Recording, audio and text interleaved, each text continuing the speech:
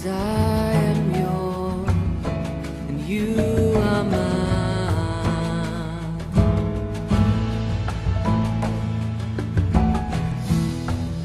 'Cause I am yours, you are mine. You are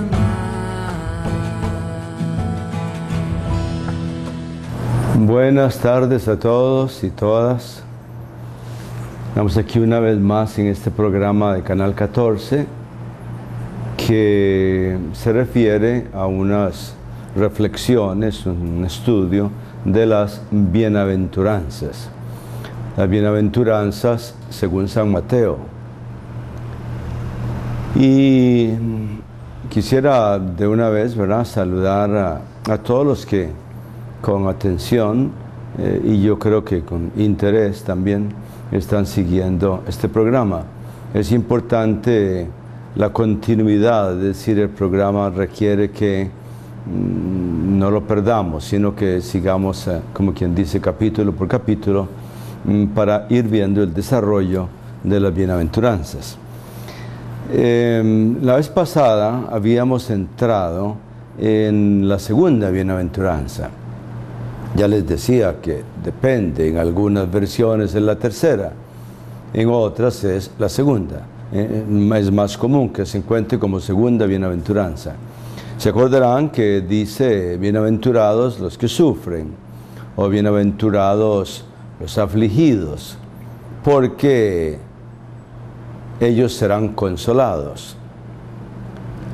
Yo les decía al inicio que las bienaventuranzas son respuestas a los grandes interrogantes y a los grandes desafíos y a los grandes problemas de la vida real de todo ser humano.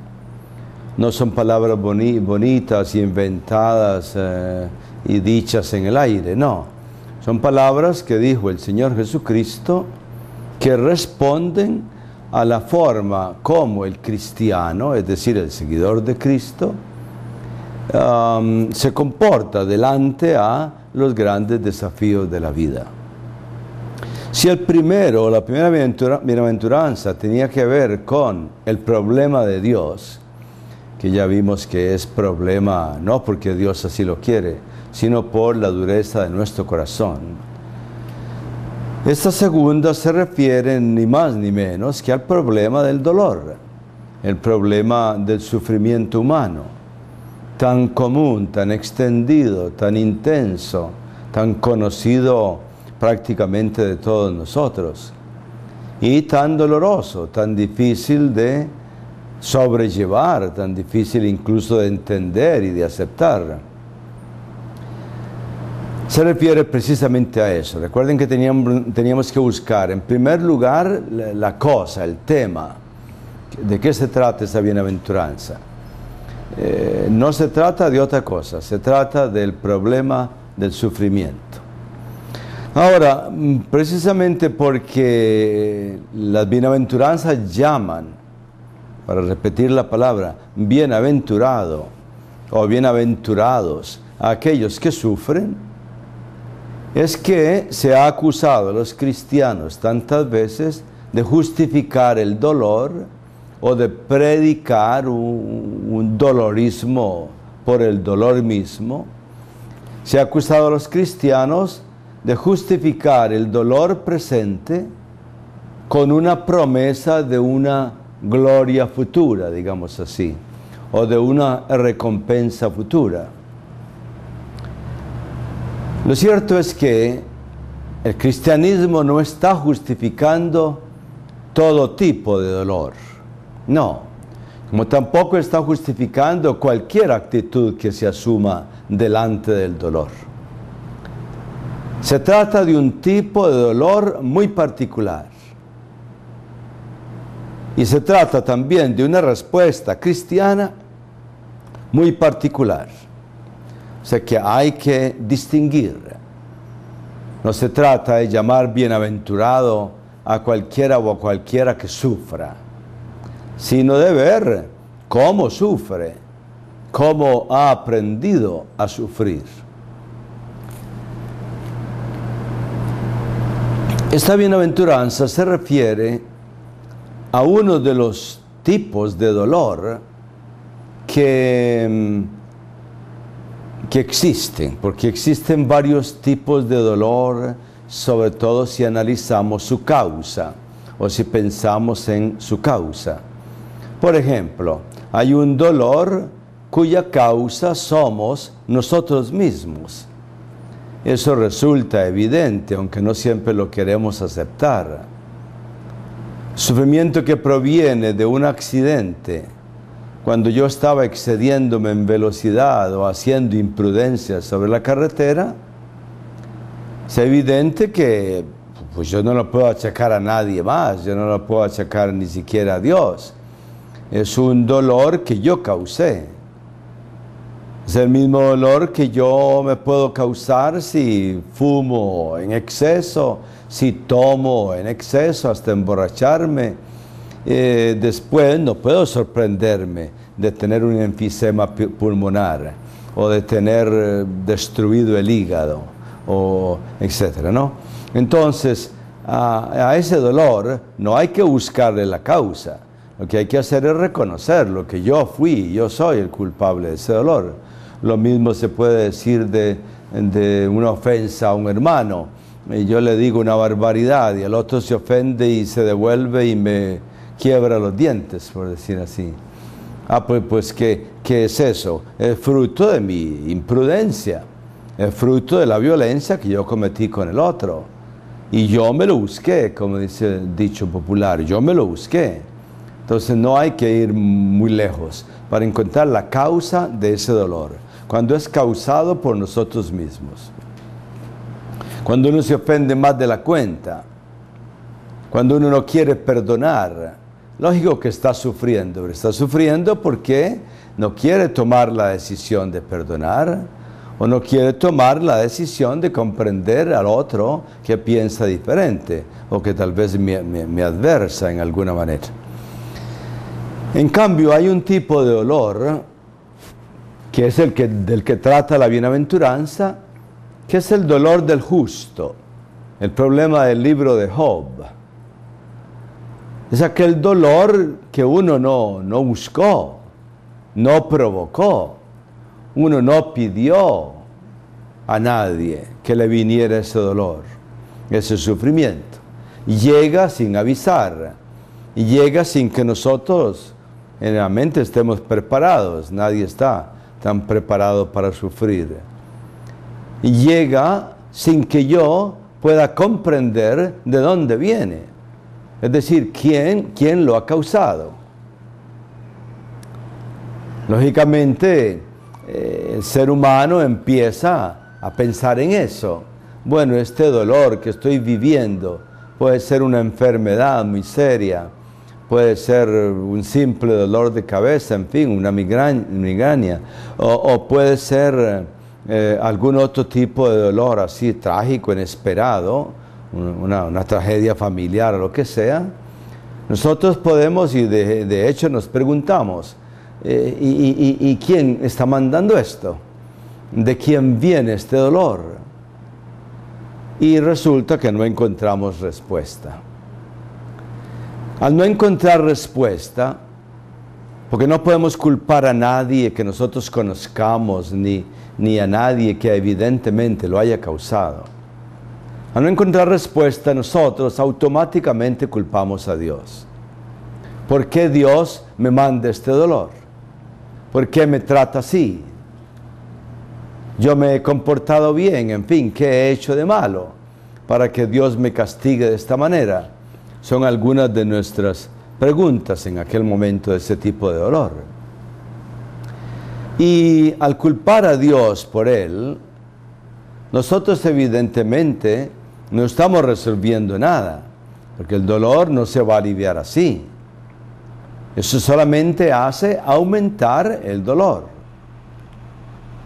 El dolor que yo vivo, que yo padezco, ya es un problema en sí mismo, pero se vuelve tanto más difícil, tanto más problema, digamos así, cuando yo no le encuentro sentido porque no encuentro tampoco la causa, cuando yo no le encuentro un valor a ese dolor, no le encuentro ni la causa, ni un sentido, porque a mí me parece absurdo, a mí me parece que no debiera existir, ni tampoco le encuentro un sentido, es decir, un valor. Cambia mucho el panorama cuando nosotros al dolor podemos encontrarle, ya no tanto la causa, que seguirá siendo una causa desconocida, pero sí podemos encontrarle un sentido y podemos encontrarle un valor. De manera que el cristiano es invitado por Jesucristo a encontrarle sentido a su dolor, no a seguir indagando una causa que seguramente permanecerá desconocida hasta el futuro lejano o hasta la vida eterna, sino encontrarle más que todo el sentido y el valor concreto que ese dolor puede tener. ¿Cómo se realiza esta transposición al plano cristiano? El dolor es un fenómeno humano, no sufre el que es cristiano o el que no lo es, todos los seres humanos sufrimos. Para eso no se necesita tener una fe cristiana. Para asumir el dolor con sentido cristiano, evidentemente que sí necesitamos de la ayuda de Dios. Y necesitamos de esta bienaventuranza, que es la que nos enseña cómo el cristiano enfrenta el problema del dolor. Hay varios textos bíblicos que son muy iluminadores. Yo me refiero casi siempre, en primer lugar, al capítulo 11 de San Mateo, aquellos versículos 28 a 30 del capítulo 11 de San Mateo. Unas palabras que nos gustan mucho, casi siempre porque las entendemos mal, entendemos solamente una primera parte, donde el Señor dice: vengan a mí todos los que están cansados y agobiados, que yo les daré alivio. Otros traducen: yo les daré descanso. Vengan a mí todos esos o esas. De manera que ya allí hay que poner atención, porque el Señor Jesucristo nos está mostrando su compasión por nosotros. No es que Él pase indiferente delante a nuestro dolor. No es tampoco que Él lo quiera y que Él lo mande, porque es voluntad de Dios que nosotros suframos. Eso no es cristiano. Y hay cristianos que piensan así, y hay no cristianos que piensan así, desde luego. Sino que el Señor Jesús en esa frase, en ese Evangelio de San Mateo capítulo 11, está mostrando su deseo de darnos un alivio, de darnos un consuelo. Algunos hablan así, de consuelo. Sería lo mismo, es un alivio parcial, es un alivio momentáneo. Vengan a mí. Es una invitación a acercarnos a Él.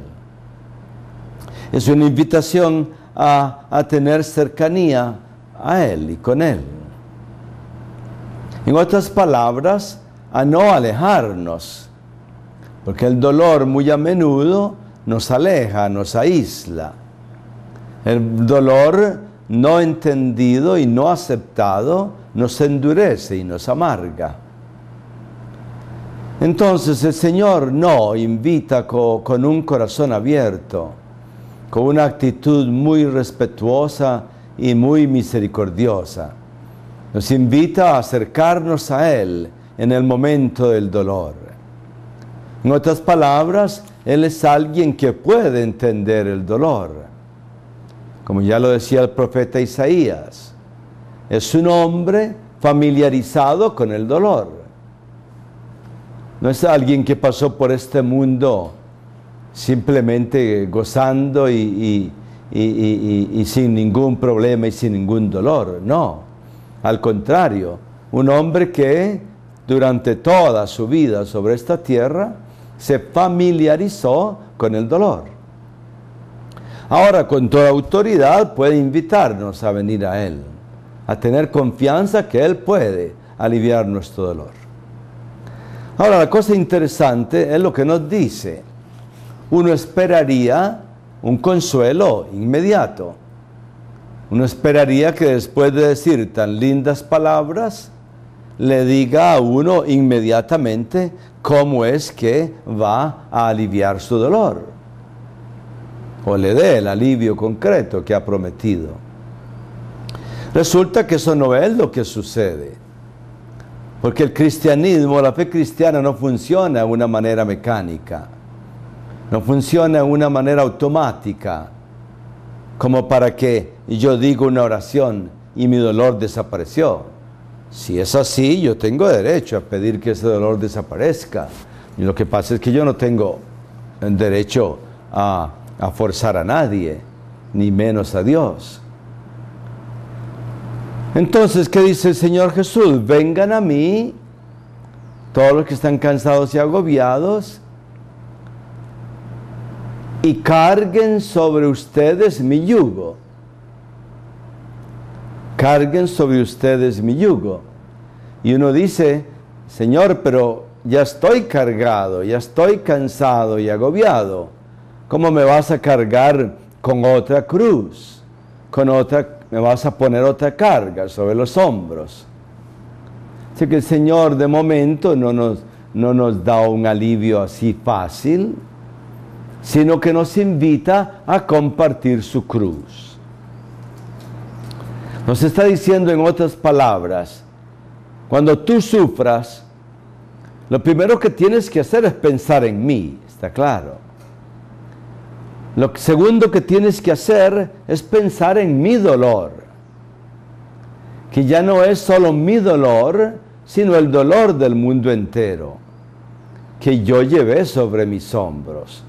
También dice Isaías que Él llevó nuestros dolores y Él sanó nuestras heridas. Lo que nos está invitando es a tomar su cruz. No hay otra forma de entenderlo. ¿Qué es su yugo? No hay ningún otro yugo de que jamás nos haya hablado, sino aquel que desde un comienzo, cuando empezó a tener discípulos y empezó gente a seguirle, Él les dijo, quien no quiera negarse a sí mismo o a sí misma y tomar su cruz, no puede seguirme, es decir, no puede ser mi discípulo. Bueno, pues en este caso se aplica eso. El Señor nos está recordando el dolor, el sufrimiento, son parte ya no solo de la vida humana, son parte de la vida cristiana, de la vida de un cristiano. Un cristiano no abrazó esa fe para que todo le fuera bien y no tuviera ningún problema y ninguna enfermedad y ningún contratiempo. Un cristiano abrazó su fe porque fue invitado por Jesucristo a aprender con Él a llevar su cruz. Ahí está delante de nosotros el ejemplo de toda su vida. Ahí está delante de nosotros el ejemplo de su pasión. Pues habría que recurrir a todos los textos de la pasión si queremos entender lo que Él sufrió, si es que podemos entenderlo, y cómo Él sufrió, para aprender nosotros de Él. Tomen sobre ustedes mi yugo, carguen con Él. Compartan mi cruz. Piensen en mi dolor y en el dolor de los demás. No se encierren en sí mismos egoístamente, buscando que todos les comprendan, que todos les ayuden, que les tengan misericordia y que les den un trato especial, porque eso son actitudes egoístas. Eso es la actitud de alguien profundamente egocéntrico que está esperando un dolor, una ocasión, para que los demás le presten atención, para que los demás le sirvan. Entonces, el Señor Jesucristo está diciendo eso. Aprendan a llevar consigo, es decir, conmigo, las contrariedades de la vida. El dolor no se cura porque se hace desaparecer. El dolor se cura porque cambia una actitud mental, una disposición interior. Ustedes se acordarán que dijimos que estas son las bienaventuranzas pasivas. Así las hemos llamado, por llamarles de alguna forma. Sí, eso es muy importante en este caso.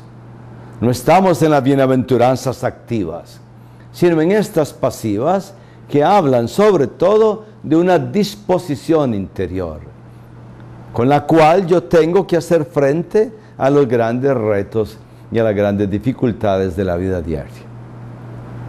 Interesantemente, el Señor dice, no solamente carguen con mi yugo, etcétera, sino que dice, y aprendan de mí, que soy manso y humilde de corazón. Es raro oír a Jesús hablando de sí mismo.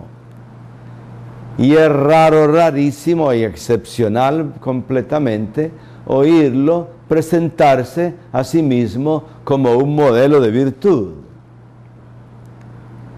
Y aquí se presenta como un modelo de mansedumbre y de humildad.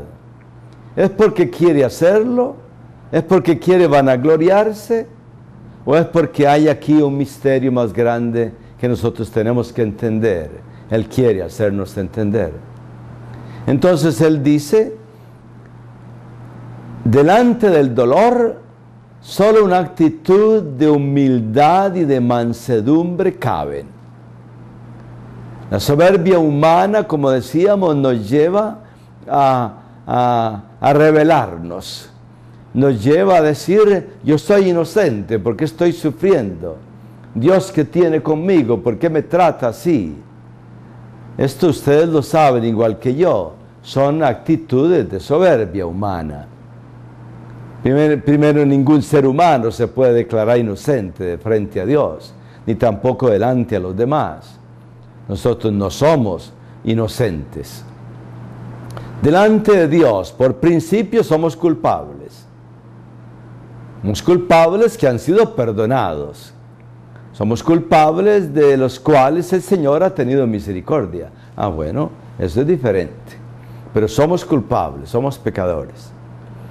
El Señor dice, aprendan de mí, porque solo una actitud de humildad, de paciencia, de misericordia, de mansedumbre, podrán ayudarlos a llevar la cruz.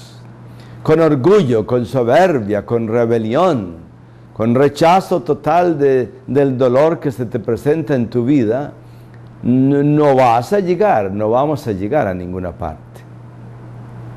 Aprendan de mí que soy manso y humilde de corazón. Y entonces dice, y encontrarán descanso para sus almas. En el momento en que con una actitud de mansedumbre, de humildad, aprendamos a sobrellevar aquella cruz que yo vivo en el momento, experimentaremos la alegría de una cruz que pesa menos, no de una cruz que desaparece, una cruz que se puede llevar con mayor facilidad, de una cruz que empieza en un cierto momento a ser ligera, fácilmente llevable, a una cruz que en un cierto momento produce alegría. Esta es la gran paradoja del cristianismo. Paradoja con respecto a la mentalidad humana y a las actitudes humanas y a las respuestas puramente humanas. Paradójica porque el cristiano aprendió que se puede vivir aún en medio del dolor y ser profundamente feliz. Esto uno lo ve muy claro cuando va a visitar a un enfermo, a una persona muy anciana, a una persona aquejada de muchos males, y ve una persona serena, alegre, contenta, que conversa, que pregunta, que se interesa por todos, una persona que no es egoísta, que es mansa y humilde de corazón, que ha sabido aceptar la cruz con el Señor Jesucristo. Además, esto que dice el Señor, encontrarán alivio para sus almas, para su espíritu. Hay que entenderlo bien. No se trata, como predican algunas religiones, que del cristiano y del que practique la fe cristiana desaparece el sufrimiento. No va a desaparecer. El sufrimiento siempre aparecerá en nuestra vida. El sufrimiento es absolutamente necesario en nuestra condición terrena y en nuestra condición de pecadores. El sufrimiento es camino a la purificación. El sufrimiento es fuente de maduración. El sufrimiento nos ayuda a pensar, a reflexionar. El sufrimiento nos ayuda a bajar nuestro orgullo y a aprender a comprender a los que sufren incluso más que nosotros. Entonces, allí hay que ponerle atención a esa frase. No se trata de que el Señor viene y quita tu cruz de encima de tus hombros. No, viene para ayudarte, para darte un alivio, para darte un consuelo. Cuando uno como consuela a alguien a quien se le ha muerto un ser querido, ¿qué estoy haciendo? ¿Quitándole el dolor de ese ser querido? No, estoy simplemente haciéndole el dolor un poco más llevadero. Lo estoy consolando, dándole un poquito de alivio. Eso es todo. Además, muy importante que tomemos aquí en cuenta el sentido que tiene el dolor cristiano.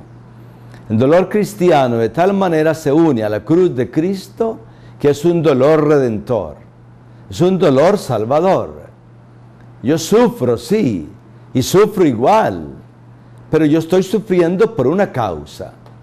Yo estoy sufriendo con Cristo por amor a los demás. Estoy sufriendo por los que están extraviados, por los que viven en pecado. Estoy sufriendo por los que están tristes o solos o enfermos. Yo utilizo mi dolor como un dolor redentor, o más bien se debería decir, Jesucristo lo utiliza. Cuando lo unimos a Él, no lo echamos a perder, no lo tiramos al canasto de la basura. El dolor puede servir de nada o servir de mucho. Y la invitación del Señor Jesucristo es a que lo pongamos a producir. Es un dolor que puede ser redentor si se acepta y se vive con Él, igual que Él aceptó y vivió la cruz por nosotros.